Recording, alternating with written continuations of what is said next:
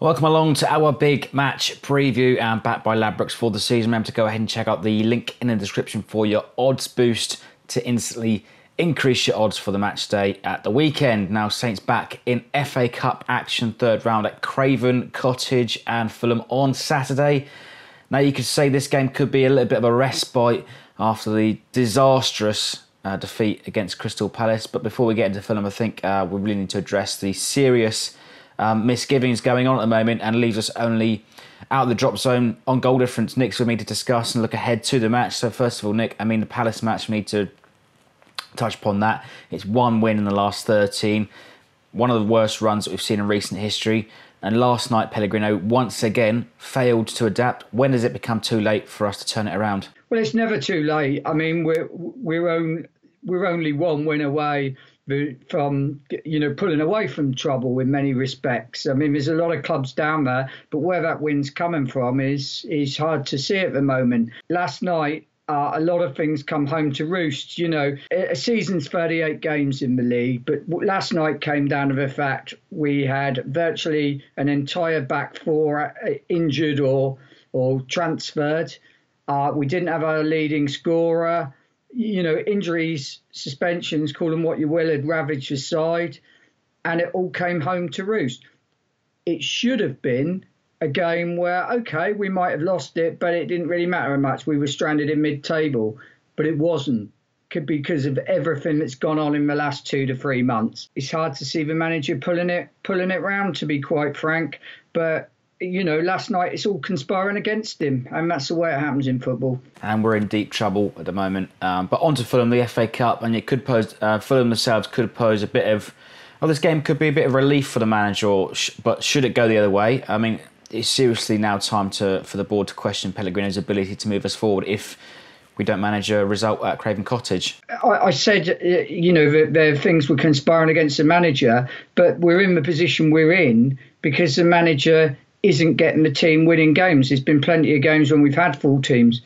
What we've got to cut out is the lapses in concentration. Saints now have what's the word I'm looking for?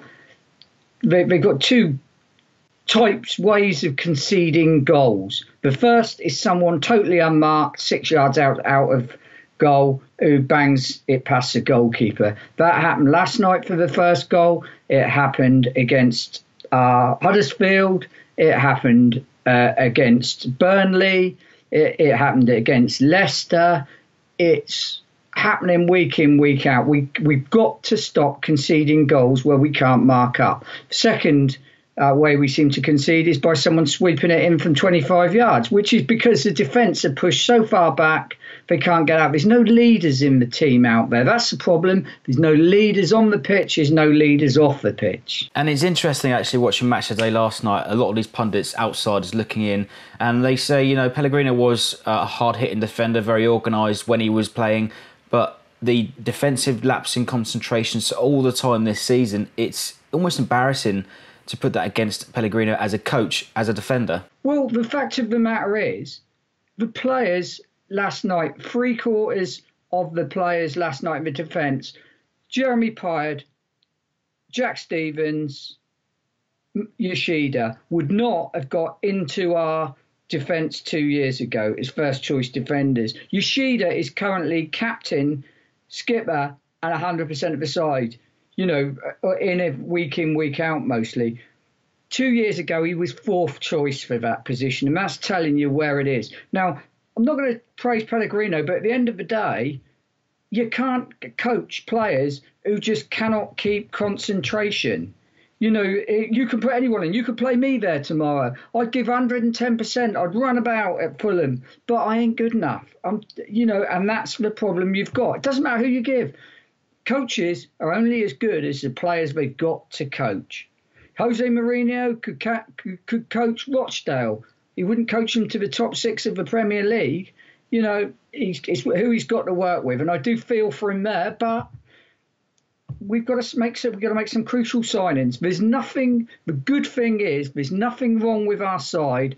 That getting all our players back fit and making 2 crucial signings won't improve. All right, well, the FA Cup then, I think Saints fans, they cherish it, and I think I would speak for most of us and say that we'd like a bit of a cup run. The manager has to take this seriously and play a full-strength side. Fulham pose a bit of a threat themselves. They won comfortably last night against Ipswich, which they won 4-1. They dominated possession and put 4 goals away in 7 minutes. There's 2 ways you can look at the FA Cup. You can look at it as a distraction, which is what it can be if you're Liverpool, Man United, Chelsea, etc., and you're still in the Champions League. You're fighting for places at the top of it, or if you're at the bottom of the league, for instance. But you can also use it as a catalyst.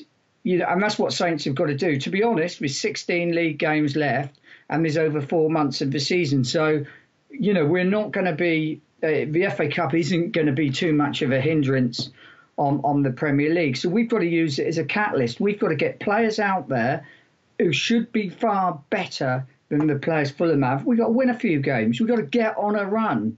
Go out there, play a good, strong side against Fulham. Get out there and beat them. Yeah, and obviously a few things to touch upon as well before we go up. There's a bit of travel news I think you need to tell everybody about. The trains are going to be utter chaos on Saturday. I mean, they're not as bad. It's just a replacement bus service up to Eastleigh or Parkway, which puts a bit on the journey. So if you're going to go that, to Fulham, add extra half an hour for your journey. Yeah, and we all love bus replacements, right? Anyway, let's wrap things up, Nick, with your score prediction.